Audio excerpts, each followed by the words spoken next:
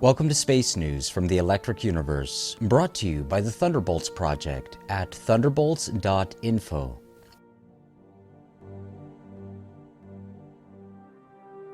The interview you're about to hear with physicist Wal Thornhill was recorded on Monday, April 8, 2019, in anticipation of the scheduled release of the so-called first ever direct image of a black hole, which occurred on Wednesday, April 10th.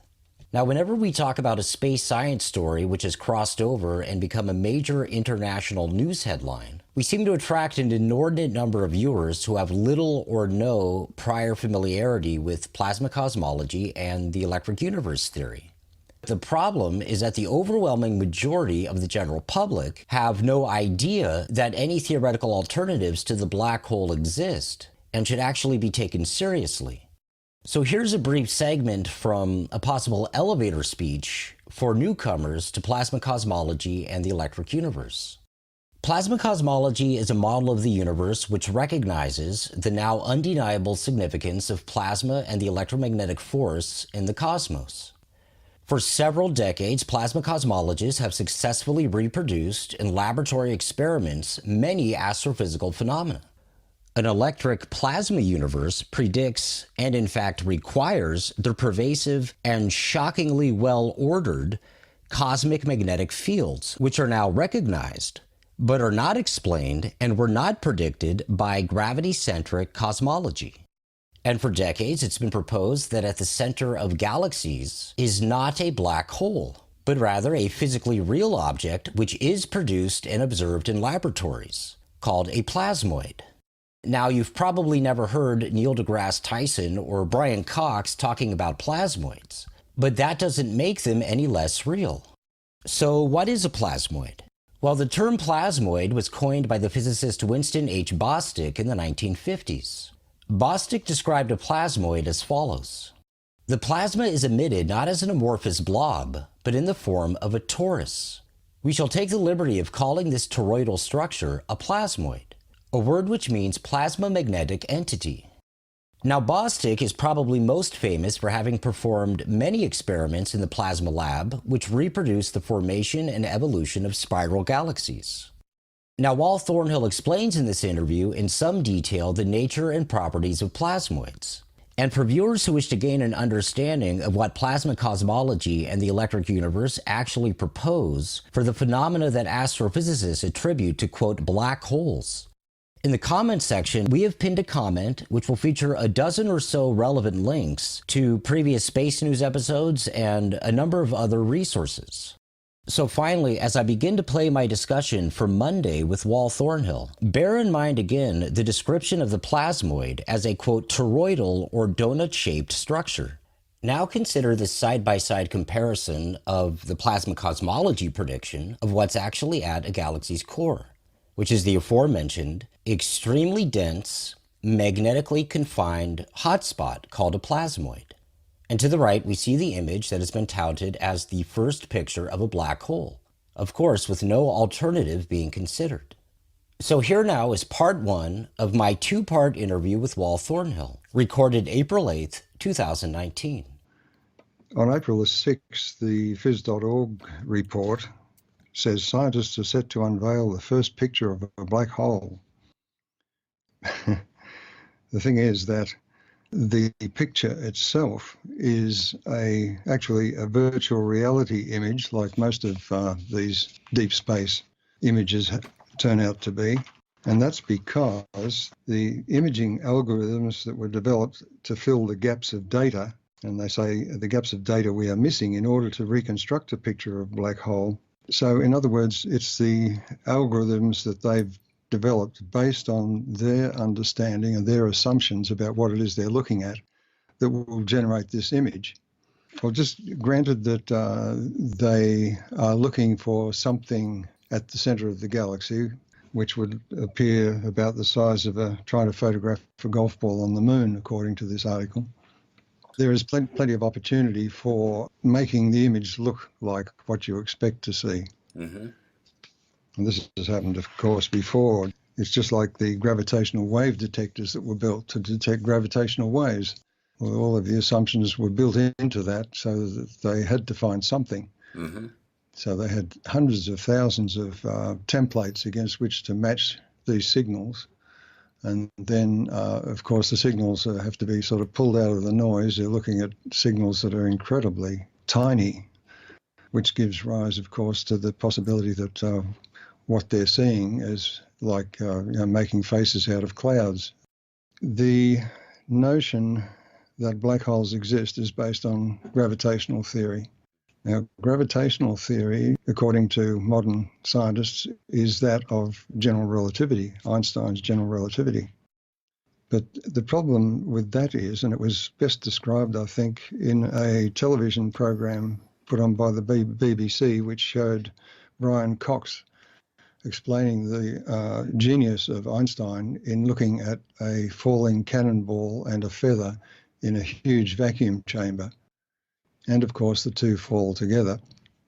And what Brian Cox said was that Einstein's genius was that he said they're not actually falling. In other words, it's all an appearance. But the only way you can get away with that is to disregard everything else that exists in the universe, which was a tendency of the mathematics of general relativity and also special relativity. Special relativity makes all observers, no matter how they're moving, equivalent, which is sheer nonsense. The only way you can do that is to disregard the rest of the universe, because their motion will be different for different observers with respect to this background of all of the stars and matter and the rest of the universe. So it's a weird kind of perception that's induced by Einstein's theory. The electric universe has followed the guide of the plasma cosmologists, the plasma physicists who've done real experiments and developed a simple theory which explains what is at the center of our galaxy and other galaxies, and that is a plasmoid. Now, a plasmoid is a concentration of electromagnetic energy caused by electric currents flowing in along the spiral arms into the center of the galaxy. And this is seen in the laboratory, the plasma laboratory, in terms of what's known as a plasma focus, where you have a central conductor and a surrounding cylinder with a large voltage difference between them. And you produce that voltage difference by having a huge room full of capacitors, stored electric charge, which you release suddenly. What you do then is you create a discharge which runs down the cylinder, between the cylinder and the central electrode. And when it comes to the end, it moves out beyond the end and curls back in on itself and forms this tiny plasmoid. Now, a description of all of this and the physics behind it was given by Eric Lerner in his book, The Big Bang Never Happened, which was published in 1991. It's easily understood, it makes sense, it conforms to electromagnetic theory, and it is all about electrodynamics, that is, the movement of charged particles. And when you think about it, the universe is formed by moving charged particles. So the governing force in the universe is what's known as electrodynamics, not gravity.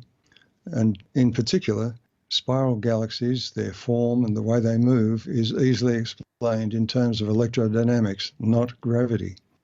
Now, when you concentrate a huge amount of electrical and electromagnetic energy in a tiny plasmoid, the energy storage means that it appears to have a lot more mass than you would expect in such a small space. Also, the plasmoid has a donut shape. So it's quite likely that what we will be told is that they've seen a glowing accretion disk, but gravitational accretion has nothing whatever to do with it. It is all electrodynamic.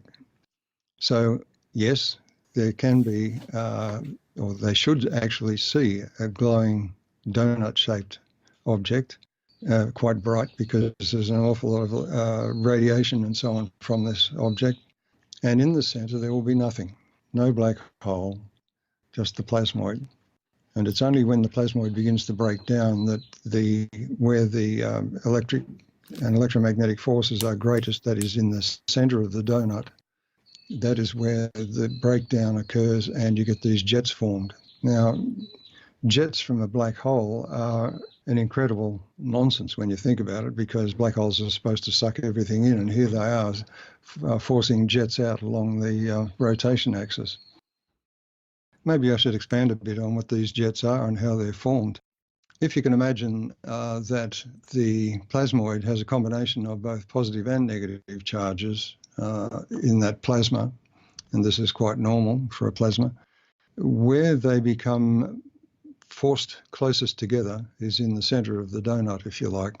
And when the density of these particles reaches a critical point, the protons and electrons may actually join together to form a neutron. And the neutrons then are not subject to the electromagnetic forces that have held them in place. And this is why they escape in the form of neutrons. And the neutrons, of course, decay in a matter of minutes, but that's enough time for them traveling at relativistic velocities to get away to then become positive and negative particles once more. The electrons tend to be trapped longer by the powerful magnetic fields involved. They tend to spiral around much more tightly than the heavier protons.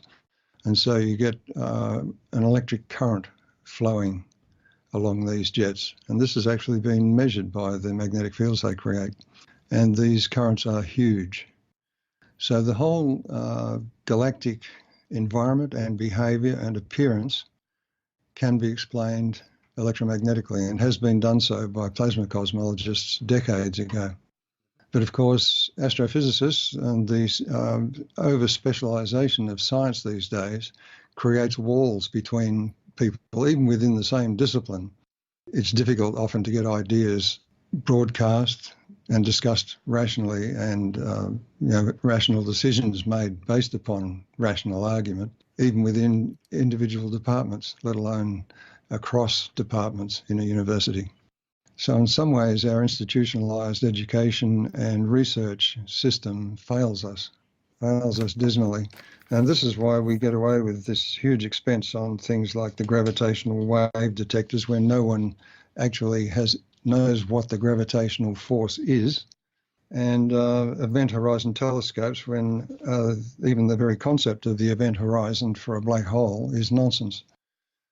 The answers all lie in getting a grip on the real history of science, because we actually lost the plot at the end of the 19th and beginning of the 20th century.